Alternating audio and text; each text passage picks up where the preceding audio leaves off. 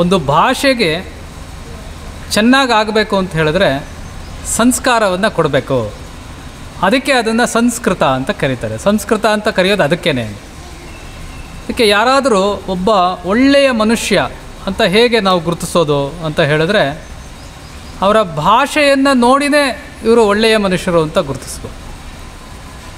ಇನ್ನೊಂದು ಕಡೆ ಹೇಳ್ತಾರೆ, ಯಾರಿಗೆ ತುಂಬ ಚೆನ್ನಾಗಿ ಮಾತನಾಡೋದಕ್ಕೆ ಬರುತ್ತೆ, ಸ್ಪಷ್ಟವಾಗಿ ಒಳ್ಳೆಯ ಶಬ್ದಗಳನ್ನು ಬಳಸಿ ಮಾತನಾಡೋದಕ್ಕೆ ಬರುತ್ತೆ, ಅವ್ರ ಕೈಯಲ್ಲಿ ಮೋಸ ಮಾಡೋದಕ್ಕೂ ಸಹ ಆಗಲ್ಲ. ಅಂದರೆ ಒಳ್ಳೆಯ ಭಾಷೆ ಅನ್ನೋದು ವ್ಯಕ್ತಿ ಹೇಗಿದ್ದಾನೆ ಅನ್ನೋದನ್ನು ಗುರುತಿಸ್ಕೊಳ್ಳುತ್ತೆ. ಶ್ರೀರಾಮ ಹನುಮಂತರನ್ನು ಭೇಟಿಯಾದಾಗ ಶ್ರೀರಾಮನ ಆಕಾರವೇ ಬೇರೆ, ಹನುಮಂತನ ಆಕಾರವೇ ಬೇರೆ. ಹನುಮಂತನ ಲಕ್ಷಣವೇ ಬೇರೆ, ಶ್ರೀರಾಮನ ಲಕ್ಷಣವೇ ಬೇರೆ. ಅದು ನೋಡೋದಕ್ಕೆ ಮಾತ್ರ, ಕಣ್ಣಲ್ಲಿ ಎದುರುಗಡೆ ನೋಡೋದಕ್ಕೆ.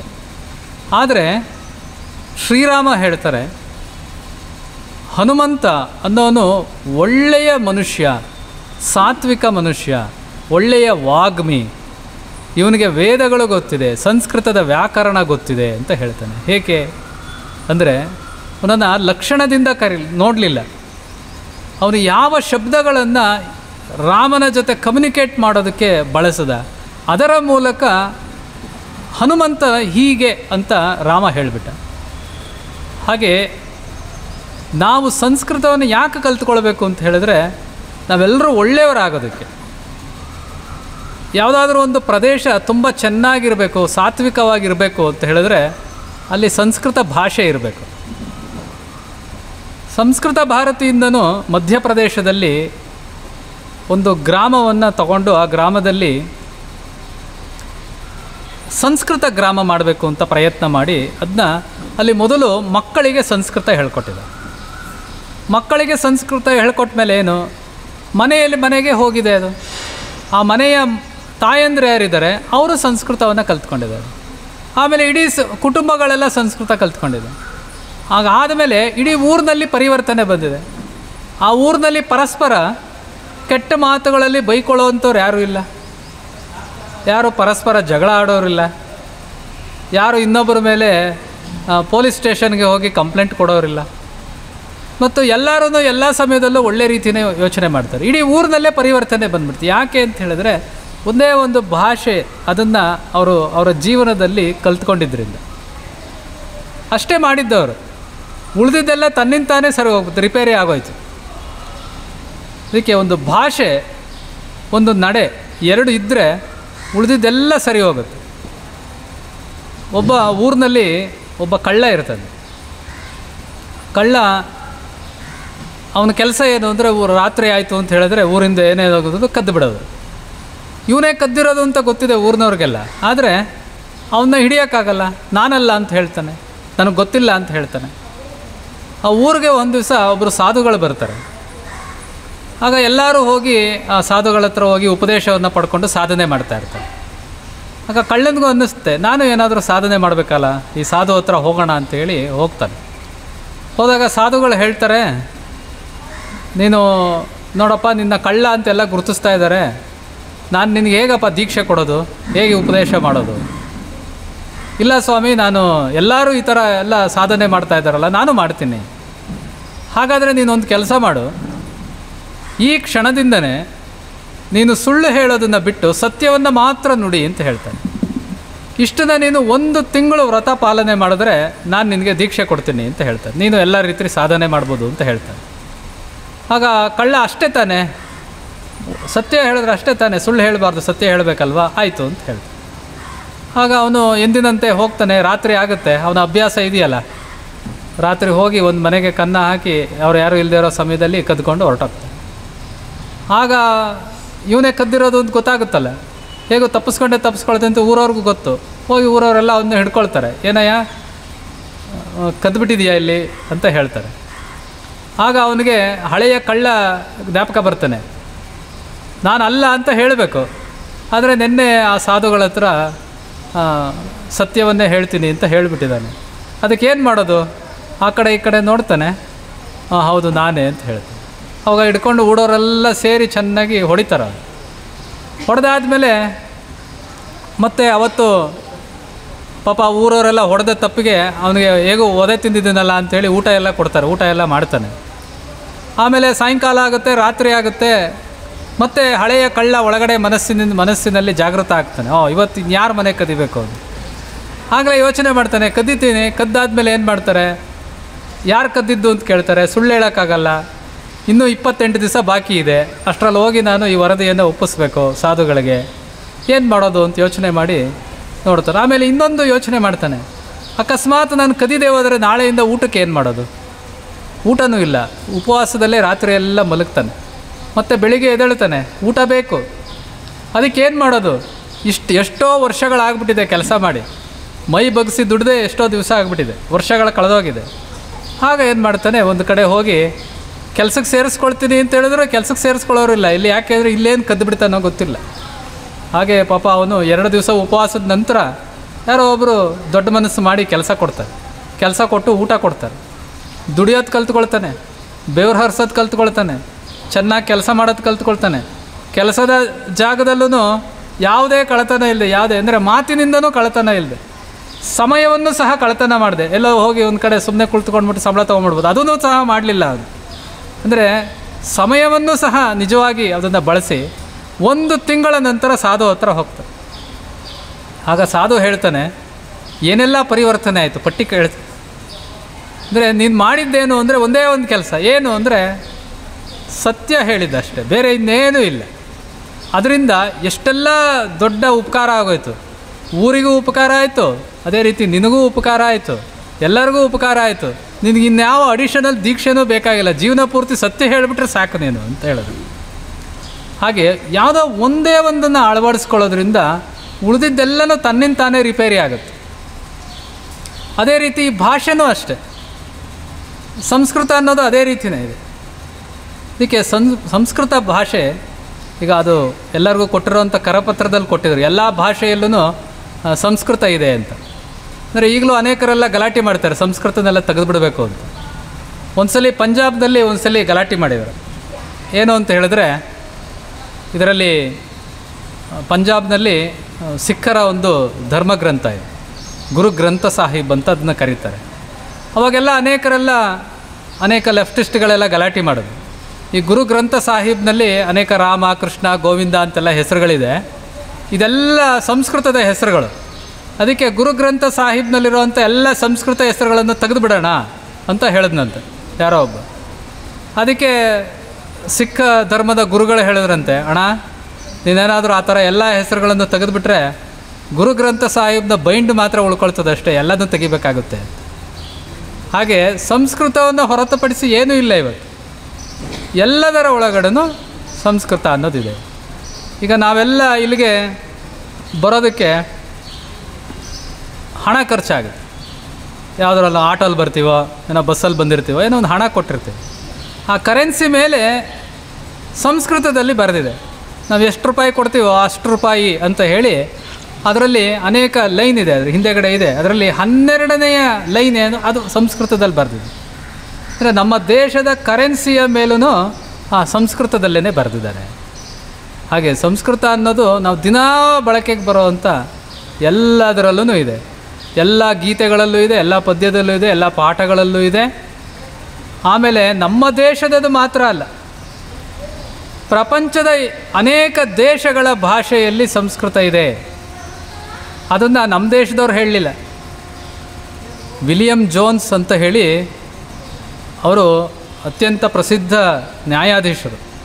ಅದು ಅವರು ಸ್ವತಂತ್ರ ಬರೋದಕ್ಕೆ ಮುಂಚೆ, ನಮ್ಮ ದೇಶದವರಲ್ಲ ಅವರು ಭಾಳ ಒಳ್ಳೆಯ ವಿದ್ವಾಂಸರು ಸಹ. ಕೆಲವು ಪುಸ್ತಕಗಳನ್ನು ಬರೆದಿದ್ದಾರೆ ಅವರು. ನಮ್ಮ ದೇಶದ ರಾಜಧಾನಿ ಆವಾಗ ಕಲ್ಕತ್ತಾ ಇತ್ತು. ಕಲ್ಕತ್ತಾ ನ್ಯಾಯಾಲಯ ಅಂತ ಹೇಳಿದ್ರೆ ಅದೊಂಥರ ನಮ್ಮ ದೇಶದ ಸುಪ್ರೀಂ ಕೋರ್ಟ್ ಇದ್ದಾಗ. ಅಲ್ಲಿ ಅವರು ನ್ಯಾಯಾಧೀಶರಾಗಿದ್ದರು. ಅವರು ಹೇಳಿದರು, ಸಂಸ್ಕೃತ ಅಂತ ಹೇಳಿದ್ರೆ ಇದು ಲ್ಯಾಟಿನ್ ಭಾಷೆಯ ಮೂಲ ಇದೆ, ಅಂದರೆ ಯುರೋಪಿಯನ್ ಭಾಷೆಗಳ ಮೂಲ ಇದೆ ಇದು ಅಂತ ಹೇಳಿದ್ರು. ನಮ್ಮೆಲ್ಲರಿಗೂ ಗೊತ್ತಿದೆ, ಇಂಗ್ಲೀಷ್ಗೆ ಧಾತು ಅಂತ ಇರೋದಿಲ್ಲ, ಅದು ಲ್ಯಾಟಿನ್ನಲ್ಲಿರುವಂಥ ಧಾತುವನ್ನು ಬಳಸಿ ಇಂಗ್ಲೀಷ್ ಅವರು ಹೇಳ್ತಾರೆ. ಅದಕ್ಕೆ ಅದರ ಮೂಲ ಯಾವುದು ಅಂತ ಹೇಳಿದ್ರೆ, ಆ ಲ್ಯಾಟಿನ್ನ ಮೂಲ ಯಾವುದು ಅಂತ ಹೇಳಿದ್ರೆ ಅದು ಸಂಸ್ಕೃತ ಅಂತ ಕರೆದು. ಹಾಗೆ ಇವರು ಮಾತ್ರ ಅಲ್ಲ, ಅನೇಕ ವಿದ್ವಾಂಸರು ಸಹ. ಈಗ ಅಮೇರಿಕದಲ್ಲಿ ಒಂದು ಸಂಶೋಧನೆ ಮಾಡಿದಂಥವರು ಇದ್ದರು. ಅವರು ಪ್ರಪಂಚದ ಅನೇಕ ದೇಶಗಳಿಗೆ ಹೋದರು, ಭಾರತಕ್ಕೂ ಬಂದಿದ್ದರು. ಅವರ ಹೆಸರು ವಿಲ್ ಡುರ್ಯಾಂಟ್ ಅಂತ ಅವರ ಹೆಸರು. ಅವರು ಭಾರತಕ್ಕೆ ಬಂದಾಗ, ಸ್ವತಂತ್ರ ಪೂರ್ವಕ್ಕೆ ಸ್ವಲ್ಪ ಮುಂಚೆ ಬಂದಿದ್ದರು. ಅವರು ಎ ಕೇಸ್ ಫಾರ್ ಇಂಡಿಯಾ ಅಂತ ಒಂದು ಪುಸ್ತಕವನ್ನು ಬರೆದರು ಭಾರತದ ಬಗ್ಗೆ ಮತ್ತು ಭಾರತೀಯ ಸಂಸ್ಕೃತಿಯ ಬಗ್ಗೆನೂ ಬರೆದರು. ಅವರು 26 ಪ್ರಪಂಚದ ಬೇರೆ ಬೇರೆ ಸಂಸ್ಕೃತಿಗಳನ್ನು ಅಧ್ಯಯನ ಮಾಡಿ ಅವರು ಸ್ಟೋರಿ ಆಫ್ ಸಿವಿಲೈಸೇಷನ್ಸ್ ಅಂತ ಎಲ್ಲ ಒಂದು ದೊಡ್ಡ ದೊಡ್ಡ ಗ್ರಂಥಗಳನ್ನೆಲ್ಲ ಬರೆದಿದ್ದಾರೆ. ಅವರ ಕೊನೆಯ ನಿಷ್ಕರ್ಷ ಏನು ಅಂತ ಹೇಳಿದ್ರೆ, ಅವರು ಹೇಳಿದರು India was mother of our race ಅಂತ ಹೇಳಿದರು.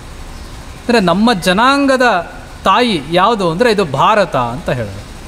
ಅವರು ಎರಡನೇ ವಾಕ್ಯ ಹೇಳಿದರು, Sanskrit is the mother of European languages ಅಂತ ಕರೆದರು. ಸಂಸ್ಕೃತ ಅನ್ನೋದು ಯುರೋಪಿನ ಭಾಷೆಗಳ ತಾಯಿ ಅಂತ ಹೇಳಿದರು. ಆಮೇಲೆ ಯಾವುದ್ಯಾವುದು ಕಂಪ್ಯಾಷನೇಟ್ ಗುಣಗಳಿದೆ, ಅಂದರೆ ಕರುಣೆಯ ಗುಣಗಳಿದೆ, ಆತ್ಮೀಯತೆಯ ಗುಣಗಳಿದೆ, ಮದರ್ ಥ್ರೂ ಬುದ್ಧ ಐಡಿಯಲ್ ಎಂಬಾಡಿಡ್ ಇನ್ ಕ್ರಿಶ್ಚಿಯಾನಿಟಿ ಅಂತ ಕರೆದರು. ಅದಕ್ಕೆ ಕ್ರಿಶ್ಚಿಯಾನಿಟಿನಲ್ಲಿ ಪ್ರೀತಿ ಪ್ರೇಮ ಅನ್ನೋದು ಹೇಗೆಲ್ಲ ಹೇಳ್ತಾ ಇದ್ದಾರೆ, ಅದು ಭಾರತದ ಬುದ್ಧನಿಂದ ಹರಿದು ಬಂತು ಅಂತ ಹೇಳಿ. ಅಂದರೆ democracy and self governance through village communities ಅಂತ ಕರೆದು, ಅದೆಲ್ಲಿ ಭಾರತದಿಂದ ಅಂತ ಕರೆದು. ನಮ್ಮ ದೇಶದ ಗ್ರಾಮ ಗ್ರಾಮಗಳಿಂದ ಸೆಲ್ಫ್ ಗವರ್ನೆನ್ಸ್ ಮತ್ತು ಡೆಮಾಕ್ರಸಿಯನ್ನು ಪ್ರಪಂಚ ಭಾರತದಿಂದ ಕಲ್ತ್ಕೊಂಡಿದೆ ಅಂತ ಹೇಳಿದ್ರು. ಆಮೇಲೆ ಅಷ್ಟು ಮಾತ್ರ ಅಲ್ಲ, ಕೊನೆಯದಾಗ ಅವರು ಹೇಳಿದರು India is many ways mother of us all ಅಂತ ಕರೆದು. ಅಂದರೆ ಭಾರತ ಅನ್ನೋದು ಅನೇಕ ವಿಧಗಳಿಂದ, ಅನೇಕ ದೃಷ್ಟಿಕೋನದಿಂದ ನಮ್ಮೆಲ್ಲರ ತಾಯಿ ಅಂದರು. ಅದು ಯಾರು ಅಮೇರಿಕದಲ್ಲಿ ಕೂತ್ಕೊಂಡು. ಹಾಗೆ ಅದು ಯಾಕೆ ಪ್ರಪಂಚದ ತಾಯಿ ಆಯಿತು ಭಾರತ, ಯಾಕೆ ಅದಕ್ಕೆ ಆ ಥರದ ಹಿರಿಮೆ ಬಂತು ಅಂತ ಕೇಳಿದ್ರೆ ಅದರಲ್ಲಿ ಸಂಸ್ಕೃತ ಇತ್ತು. ಭಾರತದಲ್ಲಿ ಸಂಸ್ಕೃತ ಇದ್ದಿದ್ದರಿಂದ ಜ್ಞಾನ ಅನ್ನೋದು ಎಲ್ಲರ ಮೂಲಕನೂ ಬರ್ತಾನೇ ಇತ್ತು. ಅದಕ್ಕೋಸ್ಕರ ಸಂಸ್ಕೃತ ಅನ್ನೋದು ಬರೀ ಬಾಯಿಯಲ್ಲಿ ಮಾತಾಡೋದಕ್ಕೆ ಭಾಷೆ ಅಲ್ಲ. ನಮ್ಮ ಎಲ್ಲ ಸಂಸ್ಕೃತಿ ಅಂದ್ರೇನು, ಧರ್ಮ ಯಾವುದರಿಂದ ವ್ಯಕ್ತ ಆಗುತ್ತೆ ಅದು ಸಂಸ್ಕೃತಿ. ಅದಕ್ಕೆ ಯಾವುದ್ಯಾವುದರಲ್ಲಿ ವ್ಯಕ್ತ ರೂಪ ಇದೆ, ಭಾರತ ಐಡೆಂಟಿಟಿ ಏನಿದೆ ನಮ್ಮದು, ಅದು ಸಂಸ್ಕೃತ ಇದೆ. ಅದಕ್ಕೋಸ್ಕರ ಸಂಸ್ಕೃತ ಅನ್ನೋದು ಎಲ್ಲರಿಗೂ ಗೊತ್ತಿರಲೇಬೇಕಾದಂತಹ ಭಾಷೆ. ಯಾಕೆಂದರೆ ಯಾವುದೇ ಭಾಷೆ ಚೆನ್ನಾಗಿ ಆಗಬೇಕಿತ್ತು. ಇವತ್ತು ಕನ್ನಡ ಚೆನ್ನಾಗಿ ಆಗಬೇಕು ಅಂತ ಹೇಳಿದ್ರೆ ನಮಗೆ ಸಂಸ್ಕೃತ ಚೆನ್ನಾಗಿ ಗೊತ್ತಿರಬೇಕು. ಕನ್ನಡದ ರೀತಿಯೇ ಇವತ್ತು ಭಾರತದಲ್ಲಿ 128 ಭಾಷೆಗಳನ್ನು ಪಟ್ಟಿ ಮಾಡಿದ್ದಾರೆ, ಪ್ರಮುಖ ಭಾಷೆಗಳು. ಇನ್ನೂ ಅನೇಕವಿವೆ. ಆ ರೀತಿ ಇರುವಂಥ ಚಿಕ್ಕ ಚಿಕ್ಕ ಭಾಷೆಗಳು ಎಲ್ಲಿ ನಮಗೆ ಎಷ್ಟು ರಾಜ್ಯಗಳಿದೆಯೋ ಅಷ್ಟು ಭಾಷೆ ಅಂತ ಹೇಳ್ಬಿಡ್ಬೋದು, ಅಷ್ಟು ರೀತಿ ಇಲ್ಲ. 128 ಭಾಷೆಗಳಿದೆ. ನಮ್ಮ ಕರ್ನಾಟಕದಲ್ಲೇ 3 ಭಾಷೆ ಇದೆ. ಇಲ್ಲಿ ನಾವೆಲ್ಲರೂ ಕನ್ನಡ ಮಾತಾಡ್ತೀವಿ, ಕನ್ನಡದಲ್ಲೇ ಭಿನ್ನತೆ ಇದೆ. ಈಗ ನಾನು ಮಾತಾಡ್ತಾ ಇರೋ ಕನ್ನಡನೇ ಭಿನ್ನವೇ ಆಗಿದೆ. ಇಲ್ಲಿ ನಿಮ್ಮ ಜೊತೆ ಮಾತಾಡಿದ್ರೆ ನೀವೇ ನನಗಿಂತ ಸ್ವಲ್ಪ ಭಿನ್ನವಾಗಿ ಮಾತಾಡ್ತೀರಿ. ಹಾಗೆ ಕರಾವಳಿಗೆ ಹೋದರೆ ಅಲ್ಲಿ ತುಳು ಭಾಷೆ ಮಾತಾಡ್ತಾರೆ, ಅಲ್ಲಿ ಕೊಂಕಣಿ ಭಾಷೆ ಮಾತಾಡ್ತಾರೆ. ಮತ್ತು ಅನೇಕ, ಈಗ ಕೊಡಗಿಗೆ ಹೋದರೆ ಅಲ್ಲಿ ಕೊಡವ ಭಾಷೆ ಮಾತಾಡ್ತಾರೆ. ಈಗ ಕರ್ನಾಟಕದಲ್ಲಿ ವಿವಿಧತೆ ಇದೆ. ಆ ರೀತಿ 128 ಭಾಷೆಗಳಿದೆ. ಇದು ಯಾವುದೇ ಭಾಷೆ ಇರಲಿ, ಅದರ ಸಂಸ್ಕೃತ ಅದರ ಆಧಾರ ಆಗಿರುತ್ತೆ. ಅದಕ್ಕೆ ಯಾವುದೇ ದೇಶದ ಭಾಷೆ ಆಗಿರಲಿ, ಅದು ಪ್ರಾರಂಭ ಆಗೋದೇ ಆ ಇಂದ. ಎ ಅಂತ ಕರೆದ್ರೂ ಅದು ಆ ಇಂದನೇ ಇರುತ್ತದೆ, ಬೇರೆ ಇನ್ಯಾವುದರಲ್ಲೂ ಇಲ್ಲ ಅದು. ಅದಕ್ಕೆ ಸಂಸ್ಕೃತದ ಮೊದಲನೇ ಅಕ್ಷರ ಯಾವುದಿದೆ ಅದೇನೇ ಪ್ರಪಂಚದ ಎಲ್ಲ ಭಾಷೆಗಳಲ್ಲೂ ಮೊದಲನೇ ಕಾಣಿಸ್ಕೊಡುತ್ತೆ. ಅದಕ್ಕೆ ಎಲ್ಲಿ ಸಂಸ್ಕೃತಿ, ಈಗ ಉದಾಹರಣೆಗೆ ದೇಶ ಚೆನ್ನಾಗಿ ಆಗಬೇಕು ಅಂದರೆ ಏನು ಮಾಡಬೇಕು ಅಂದರೆ ಅವ್ರಿಗೆ ಒಳ್ಳೆ ಭಾಷೆ ಬರಬೇಕು. ಭಾಷೆಯಿಂದ ಸಮೃದ್ಧವಾಗಿ ಯಾವ ದೇಶ ಇಟ್ಕೊಂಡಿದೆ ಅದು ಚೆನ್ನಾಗಾಗುತ್ತೆ. ಅದಕ್ಕೆ ಈಗ ನಮಗೆ ವಿದ್ಯೆ ಅಂದರೆ ಏನು, ವಿದ್ಯೆಯನ್ನು ಕಲಿತ್ರೆ ಹೇಗಿರಬೇಕು ಅನ್ನೋದನ್ನು ಹೇಳ್ತಾರೆ. ಅಂದರೆ ವಿದ್ಯೆಯಿಂದ ಅಂದರೆ ಅದಕ್ಕೆ ವಿದ್ಯೆಯನ್ನು ಏನು ಹೇಳ್ತಾರೆ, ಅದನ್ನು ಹೇಗೆ ಬಳಸ್ತಾರೆ ಅಂದರೆ ವಿದ್ಯಾ ವಿವಾದಾಯ ಧನಂ ಮದಾಯ ಖಲಸ್ಯ ಶಕ್ತಿ ಪರಪೀಡನಾಯ. ಅಂದರೆ ವಿದ್ಯೆ ಅನ್ನೋದು ಏನಾಗುತ್ತೆ, ಏನೇನು ಮಾಡುತ್ತೆ, ಅದಕ್ಕೆ ಅದರ ಹಿಂದೆ ಸಂಸ್ಕಾರ ಇಲ್ಲ ಅಂತ ಹೇಳಿದ್ರೆ ಏನಾಗುತ್ತೆ, ಅದನ್ನು ವಿವಾದ ಸೃಷ್ಟಿ ಮಾಡೋದಕ್ಕೆ ಬಳಸ್ತಾರೆ ಅಷ್ಟೆ. ವಿದ್ಯೆ ಅನ್ನೋದು ವಿವಾದ ಸೃಷ್ಟಿ ಮಾಡೋದಕ್ಕೆ. ಅವನೊಂದು ಹೇಳಿದ್ರೆ ಇನ್ನೊಬ್ಬ ಇನ್ನೊಂದು ಹೇಳ್ತಾನೆ, ಮನೆಯಲ್ಲಿ ಅಪ್ಪ ಹೇಳಿದ್ರೆ ಮಗ ಇನ್ನೊಂದು ಹೇಳ್ತಾನೆ, ಆ ರೀತಿ ಆಗ್ತಾ ಹೋಗುತ್ತೆ. ಧನಂ ಮದಾಯ, ದುಡ್ಡು ಏನಕ್ಕೆ ಅಂತ ಹೇಳಿದ್ರೆ ದುಡ್ಡು ಹೆಚ್ಚಾಗ್ತಾ ಹೋಗಿದೆ. ಅವನಿಗೆ ಸಂಸ್ಕಾರ ಇಲ್ಲ ಅಂದರೆ ಏನಾಗುತ್ತೆ, ಅವನ್ನ ಯಾರಾದರೂ ಹಿಡಿಯೋಕ್ಕಾಗುತ್ತಾ? ಯಾರೂ ಹಿಡಿಯೋಕ್ಕಾಗಲ್ಲ. ಅವನಿಗೆ ಮದ ಹೆಚ್ಚಾಗ್ತಾ ಹೋಗುತ್ತೆ. ದುಡ್ಡು ಹೆಚ್ಚಾಗ್ತಾ ಹೋಗ್ತಾಯಿದ್ರೆ ಮದ ಹೆಚ್ಚಾಗ್ತಾ ಹೋಗುತ್ತೆ. ಅವನಿಗೆ ದುಡ್ಡು ಹೆಚ್ಚಾಗ್ತಾ ಹೋಗ್ತಾನೋ ವಿನಯಶೀಲನಾಗಿರಬೇಕು ಅಂದರೆ ಅವನಿಗೆ ಸಂಸ್ಕಾರ ಇರಬೇಕು. ಆಮೇಲೆ ಶಕ್ತಿ ಇದೆ. ಶಕ್ತಿ ಇದ್ದರೆ ಏನಾಗುತ್ತೆ, ಶಕ್ತಿ ಬಂದಿದ ತಕ್ಷಣ ಏನಂದರೆ ಅಹಂಕಾರ ಹೆಚ್ಚುತ್ತೆ. ಅವನು ಕೆಟ್ಟವನಾಗ್ತಾ ಹೋಗ್ತಾನೆ, ಏನು ಬೇಕಾದರೂ ಮಾಡ್ತಾನೆ. ಆಮೇಲೆ ಏನು ಮಾಡ್ತಾನೆ, ಬೇರೆಯವ್ರನ್ನ ಹಿಂಸೆ ಕೊಡ್ತಾನೆ. ಖಲಸ್ಯ ಶಕ್ತಿ ಪರಪೀಡನಾಯ. ಅದಕ್ಕೆ ಸಂಸ್ಕಾರ ಅನ್ನೋದಿದ್ದರೆ ಏನಾಗುತ್ತೆ, ಅದಕ್ಕೆ ಭಾಷೆಯ ಮೂಲಕ ಸಂಸ್ಕೃತಿ, ಸಂಸ್ಕಾರ, ಸಂಸ್ಕೃತ ಇವೆಲ್ಲ ಭಾಷೆಯಲ್ಲಿದ್ದರೆ ಏನಾಗುತ್ತೆ, ಸಾದೋಹಮೇತತ್ ವಿಪರೀತ, ಸಾದೋಹ ಸರ್ವಂ ವಿಪರೀತಮೇತತ್. ಅಂದರೆ ಯಾರು ಒಳ್ಳೆಯವನಾಗಿರ್ತಾನೆ, ಸಂಸ್ಕಾರವಂತನಾಗಿರ್ತಾನೆ, ಅವನಿಗೆ ಇವೆಲ್ಲ ಉಲ್ಟ ಆಗಿರುತ್ತೆ. ಏನು ಅಂದರೆ ದಾನಾಯ ಧರ್ಮಾಯ ಚ ರಕ್ಷಣಾಯ. ಅಂದರೆ ವಿದ್ಯೆಯನ್ನು ಏನಕ್ಕೆ ಉಪಯೋಗಿಸ್ತಾನೆ ಅವನು ಅಂದರೆ ವಿವಾದಕ್ಕಲ್ಲ, ದಾನ ಮಾಡೋದಕ್ಕೆ. ಆಮೇಲೆ ಹಣವನ್ನು ಏನಕ್ಕೆ ಉಪಯೋಗಿಸ್ತಾನೆ ಅವನು, ಧರ್ಮ ಕಾರ್ಯಗಳಿಗೆ ಬಳಸ್ತಾನೆ. ಶಕ್ತಿಯನ್ನು ಏನಕ್ಕೆ ಉಪಯೋಗಿಸ್ತಾನೆ, ರಕ್ಷಣೆಗೆ ಉಪಯೋಗಿಸ್ತಾನೆ. ಆ ರೀತಿ ಒಳ್ಳೆಯ ಮನುಷ್ಯರು, ಒಳ್ಳೆಯ ಊರು, ಒಳ್ಳೆಯ ರಾಜ್ಯ, ಒಳ್ಳೆಯ ದೇಶ ಆಗಬೇಕು ಅಂತ ಹೇಳಿದ್ರೆ ಮೊದಲು ಅವರ ಭಾಷೆಗೆ ಸಂಸ್ಕಾರ ಸಿಗಬೇಕು, ಅವರವರ ಭಾಷೆಗೆ ಮಾನ್ಯತೆ ಸಿಗಬೇಕು. ಅದಕ್ಕೆ ಅದನ್ನು ಸೇರಿಸ್ಬೇಕಲ್ಲಿ. ಬರೀ ಇಷ್ಟು ಮಾತ್ರ ಅಲ್ಲ, ನಮ್ಮ ಶಾಲೆಗಳಲ್ಲೂ 2-3 ವರ್ಷಗಳಿಗೆ ಮುಂಚೆ ಅಲ್ಲಿನೂ ಸಹ ಎಲ್ಲ ಸಬ್ಜೆಕ್ಟ್ಗಳಲ್ಲೂ ಸಂಸ್ಕೃತ ಇರಬೇಕು ಅಂತ ಹೇಳಿ ನಮ್ಮ ಕಾರ್ಯಕರ್ತರು ಒಂದು ಗಣಿತದಲ್ಲೂ ಒಂದು ಸಂಸ್ಕೃತ ಶ್ಲೋಕವನ್ನು ಇಟ್ಟಿದ್ದರು. ಅದು ಗಣಿತದ ಭಾಷೆಯಲ್ಲಿ, ಗಣಿತದಲ್ಲಿತ್ತು. ಅದನ್ನು ಇತ್ತೀಚೆಗೆ ಬಂದ ಸರ್ಕಾರ ಏನು ಮಾಡ್ತು, ಆ ಶ್ಲೋಕವನ್ನು ಕಿತ್ತಾಕ್ಬಿಡ್ತು. ನಮ್ಮ ಕಾರ್ಯಕರ್ತರು ಕೇಳಿದ್ರು, ಅದು ಆ ಶ್ಲೋಕ ಏನು ಮಾಡ್ತು ನಿಮಗೆ, ಅದನ್ನ ಯಾಕಪ್ಪ ಕಿತ್ತಾಕಿದ್ರಿ, ಅದರಿಂದ ಏನು ಒಂದು ಶ್ಲೋಕ ಇದ್ದರೆ ಏನಾಗ್ಬಿಟ್ಟಿತ್ತು. ಆ ಶ್ಲೋಕ ಸಂಸ್ಕೃತದಲ್ಲಿ ಇದೆ ಅನ್ನೋ ಒಂದು ಕಾರಣಕ್ಕೆ ಅದನ್ನು ತೆಗೆದಾಕ್ಬಿಟ್ರು. ಅದರಲ್ಲಿ ಬೇರೆ ಏನೂ ಇರಲಿಲ್ಲ, ಬರೀ ನಂಬರ್ಗಳಿತ್ತು ಅಷ್ಟೇ, ಬರೀ ಲೆಕ್ಕಾಚಾರ ಇತ್ತು. ಅದೇನಿತ್ತು, ನಾವು ಗಣಿತದಲ್ಲಿ ಪೈ ನೋಡಿದ್ದೀವಿ, ನಾವು ಪೈ ಅಂತ 3.142 ಅಂತ ನಾವು ಅದನ್ನು ಕರಿತೀವಿ. ಅದನ್ನು ಹೇಗೆ ಲೆಕ್ಕ ಮಾಡಿದ್ರು ಅಂದರೆ, ಅದನ್ನು ನಮ್ಮ ಪ್ರಾಚೀನರು ಹೇಗೆ ಲೆಕ್ಕ ಮಾಡ್ತಾಯಿದ್ರು ಅಂತ ಹೇಳುವಂಥ ಲೆಕ್ಕ ಅಷ್ಟೇ, ಅದು ಬೇರೆ ಇನ್ನೇನೂ ಅಲ್ಲ. ನಾವೆಲ್ಲ ಸಂಸ್ಕೃತ ಯಾಕೆ ಕಲ್ತ್ಕೊಳ್ಬೇಕು ಅಂದರೆ ಈ ರೀತಿ ಅವಾಂತರಗಳನ್ನು ರಿಪೇರಿ ಮಾಡೋದಕ್ಕೂ ಕಲಿಬೇಕು. ಅಲ್ಲೇನಿತ್ತು, ಚತುರಧಿಕಂ ಶತಮಷ್ಟಗುಣಂ ದ್ವಾಷಷ್ಟಿಸ್ತತ ಸಹಸ್ರಾಣಂ ಆಯತದ್ವಯ ವಿಷ್ಕಂಬ ಆಸನ್ಯು ವೃತ್ತ ಪರಿಣಾಹ, ಇಷ್ಟೇ ಇದ್ದಿದ್ದು ಅದರಲ್ಲಿ. ಅದರೊಳಗಡೆ ಯಾವ ದೇವರ ಹೆಸರು ಇರಲಿಲ್ಲ, ಯಾವ ಹಿಂದೂ ಅಂತಲೂ ಇರಲಿಲ್ಲ, ಸಂಸ್ಕೃತ ಅಂತ ಮೊದಲೇ ಇರಲಿಲ್ಲ, ಭಾಷೆಯಾಗಿತ್ತು ಅಷ್ಟೆ. ಅದು ಬರೀ ಲೆಕ್ಕಾಚಾರ ಅಷ್ಟೇ ಇದ್ದಿದ್ದು. ಅದೇನು ಹೇಳ್ತು, ಚತುರಧಿಕಂ ಅಂತ. ಅಧಿಕ ಅಂದ್ರೇನು, ಪ್ಲಸ್ ಅಂತ. ಚತುರ್ ಅಂದ್ರೇನು, 4 ಪ್ಲಸ್ ಮೊದಲನೇದು.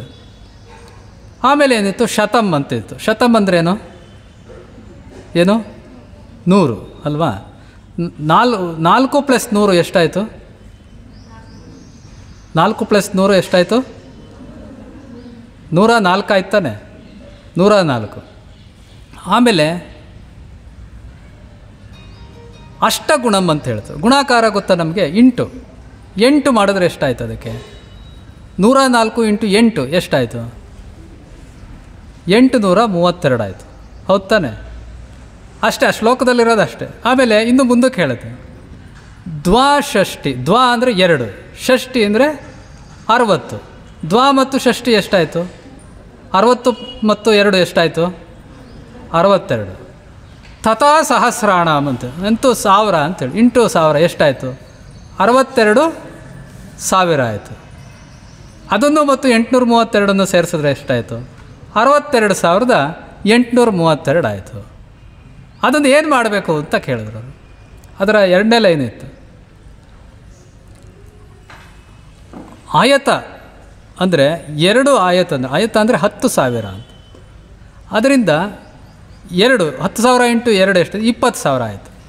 62,832ನ್ನ 20,000ದಿಂದ ಭಾಗಿಸಿ ಅಂತ ಹೇಳ್ತಾ ಅಷ್ಟೇ, ಬೇರೆ ಇನ್ನೇನಿಲ್ಲ. ಅಥವಾ ಏನಿತ್ತು 62,832 ಉದ್ದ ಯಾವಾಗ ಬರುತ್ತೆ ಅಂತ ಹೇಳಿದ್ರೆ 20,000 ಸೆಂಟಿಮೀಟ್ರೋ ಮಿಲಿಮೀಟ್ರೋ ಮೀಟರೋ ಅಷ್ಟು ವ್ಯಾಸ ಇರುತ್ತಲ್ಲ, ಅದನ್ನು ಬಿಚ್ಚಿದ್ರೆ ಪೆರಿಮೀಟರ್ ಅದನ್ನು ಬಿಚ್ಚುತ್ತಾ ಹೋದರೆ ಎಷ್ಟು ಬರುತ್ತೆ ಅಂದರೆ 62,832 ಅಂತ ಹೇಳೋದು.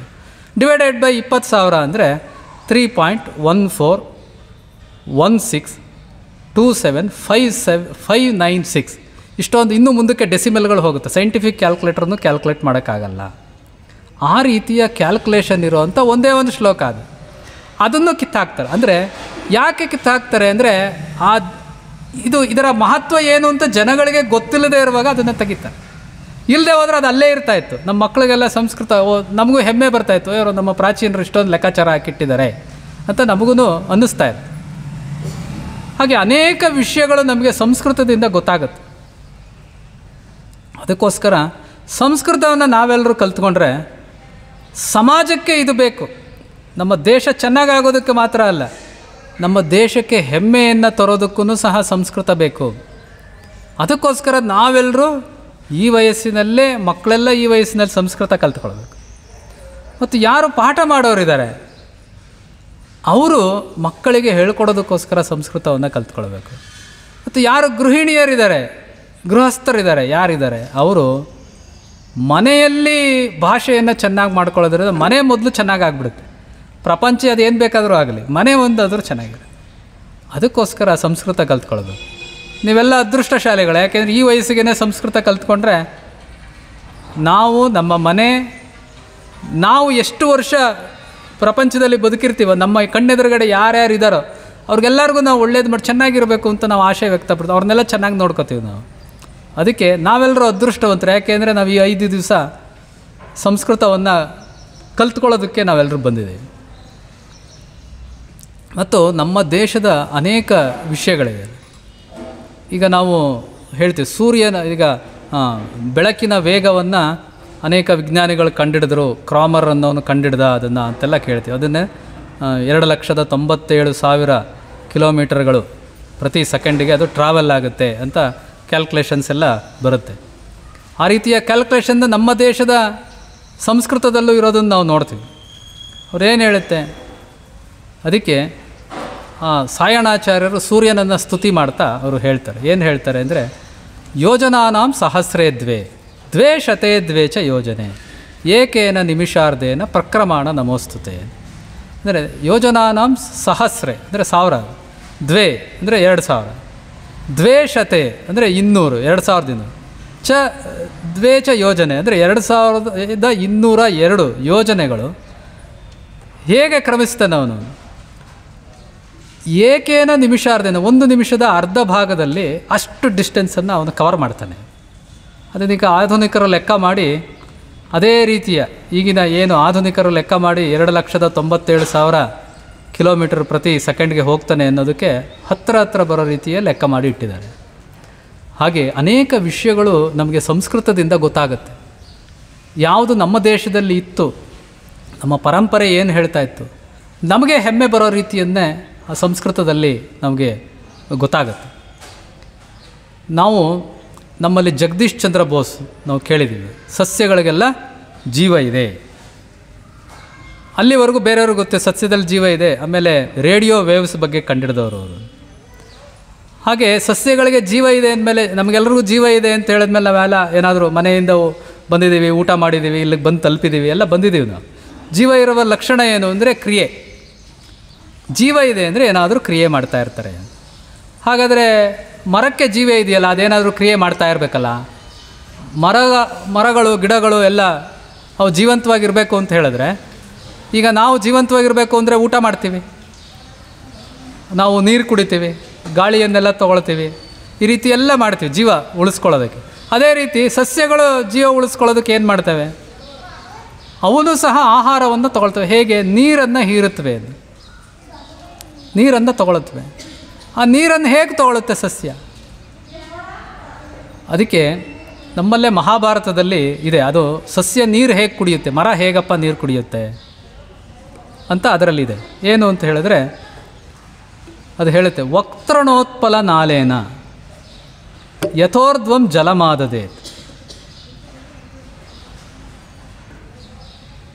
ವಕ್ತೃಣೋತ್ಪಲ ನಾಲೇನ ಯಥೋರ್ಧ್ವಂ ಆದಯೇತ್ ಅಂದರೆ ವಕ್ತರನಂದ್ರೇನು ಅಂದರೆ ನಾವು ಎಳನೀರು ಕುಡಿದಿದ್ದೀವಿ. ನಾವು ಎಳನೀರನ್ನ ಅದನ್ನು ಓಪನ್ ಮಾಡಿ ಹಾಗೆ ಎತ್ತಿ ಕುಡಿದಿದ್ದೀವಿ.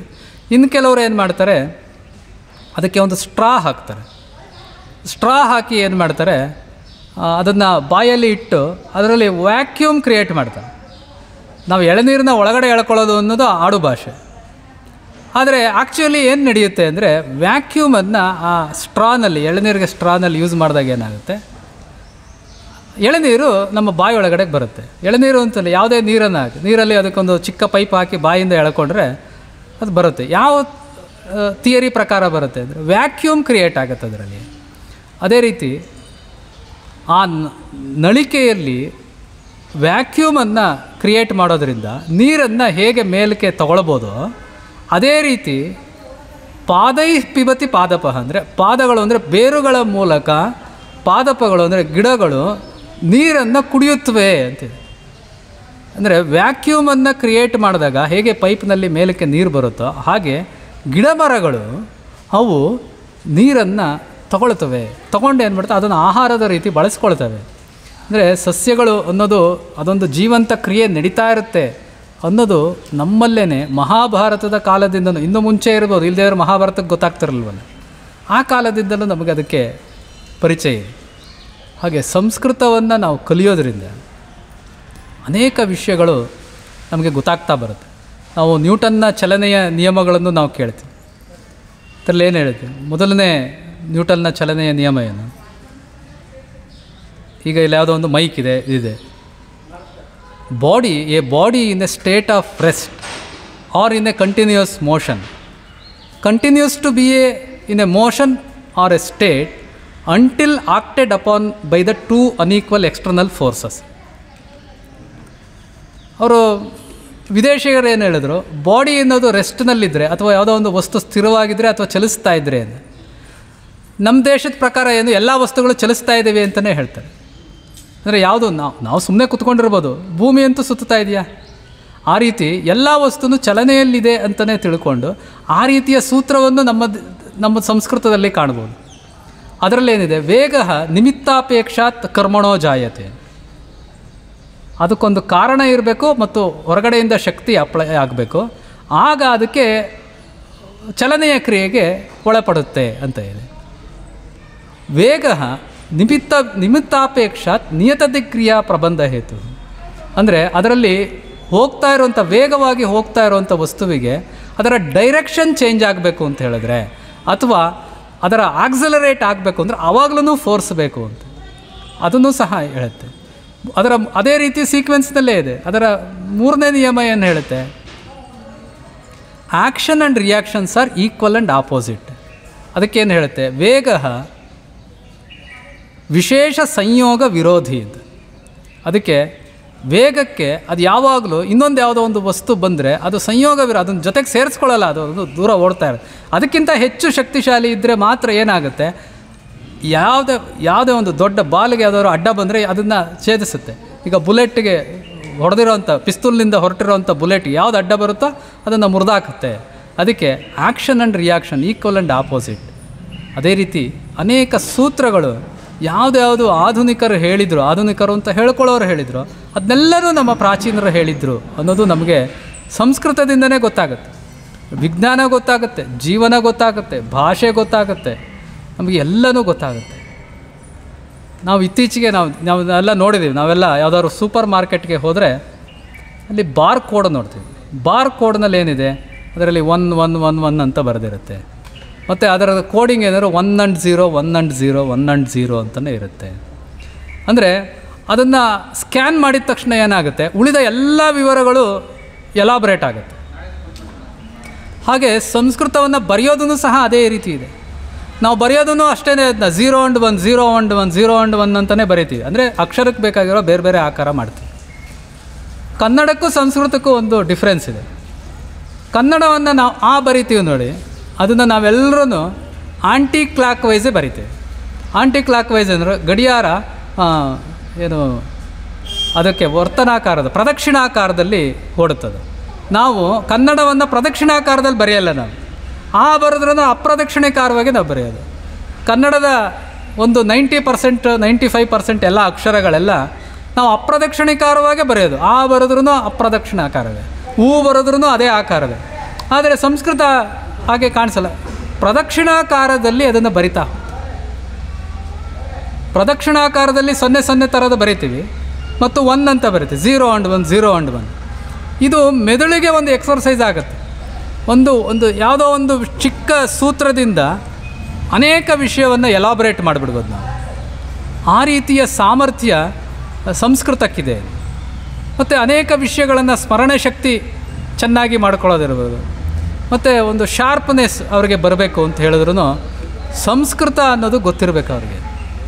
ಅದಕ್ಕೆ ಸಂಸ್ಕೃತ ಅನ್ನೋದು ನಮ್ಮೆಲ್ಲರ ತಾಯಿ ಭಾಷೆ ಯಾಕಾಗುತ್ತೆ, ಮನಸ್ಸಿಗೆ ಮತ್ತು ಹೃದಯಕ್ಕೆ ಅತ್ಯಂತ ಹತ್ತಿರವಾಗಿ ಒಗ್ಗುವಂಥ ಭಾಷೆ ಅದಿದ್ದರೆ ಅದು ಸಂಸ್ಕೃತ. ಅದಕ್ಕೋಸ್ಕರ ನಾವೆಲ್ಲರೂ ಸಂಸ್ಕೃತವನ್ನು ಕಲ್ತ್ಕೊಳ್ಬೇಕು. ಅದಕ್ಕೆ 5 ದಿವಸ ಆಗೋಷ್ಟರಲ್ಲಿ ನಾವೆಲ್ಲರೂ ಏನು ಪರಸ್ಪರ ಇದ್ದೀವಿ, ಕನಿಷ್ಠ ಪಕ್ಷ ಸಂಸ್ಕೃತ ಭಾಷೆಯಲ್ಲಿ ಒಂದು ಚಿಕ್ಕ ಕಥೆಯನ್ನಾದರೂ ನಾವು ಹೇಳಬೇಕು. ಆ ರೀತಿ ಆಗಬೇಕು. ನಾವು ಮನೆಗೆ ಹೋದ್ಮೇಲೆ ನಾವು ಅಪ್ಪ ಅಮ್ಮನ ಜೊತೆಯಲ್ಲಿ, ಸ್ನೇಹಿತರ ಜೊತೆಯಲ್ಲಿ ಮತ್ತು ಪಕ್ಕದ ಮನೆಯವರ ನೆರೆಹೊರೆಯವರ ಜೊತೆಯಲ್ಲಿ ಅವ್ರ ಹತ್ರ ಎಲ್ಲ ಸಂಸ್ಕೃತ ಭಾಷೆಯಲ್ಲೇ ನಾವು ಮಾತಾಡ್ತಾ ಹೋಗಬೇಕು. ಆಮೇಲೆ ಸಂಸ್ಕೃತವನ್ನು ನಾವು 5 ದಿವಸ ಕಲ್ತ್ಕೊಂಬಿಟ್ಟಿದ್ದೀವಿ, ಆಮೇಲೆ ನಮ್ಗೆ ಯಾರು ಹೇಳ್ಕೊಡ್ತಾರೆ ಅಂತ ನಮಗೂ ಅನ್ನಿಸ್ತಾ ಇರುತ್ತೆ. ಯಾರಿಗಾದ್ರೂ ರಿಫ್ರೆಶ್ ಮಾಡ್ಕೊಳ್ಳೋದಕ್ಕೆ ಬೇಕಲ್ಲ.